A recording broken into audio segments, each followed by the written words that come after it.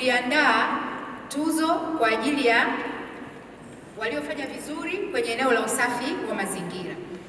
Mheshimiwa mgeni rasmi, tuzo hizi kawaida huwa unazitoa kila mwezi Novemba, lakini mwaka jana hatukuweza kufanya hivyo, tukaona tujumuishe leo kwenye zoezi hili. Na jumla ya makundi 11 yalishiriki, ambapo kila kundi tuna washindi watatu kwa nafasi ya kwanza, ya pili na ya tatu.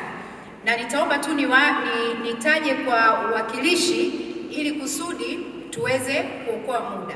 Mheshimiwa mgeni rasmi, naomba tuanze na halmashauri za mitaa. Hapa tuna mshindi wa nafasi ya tatu. Mshindi wa nafasi ya tatu ni mtaa wa Sido, mji wa Njombe. Na mshindi wa nafasi ya pili ni mtaa wa Nazareti, mji wa Njombe. Lakini mshindi wa kwanza ni mtaa wa Rengua, manispaa ya Moshi.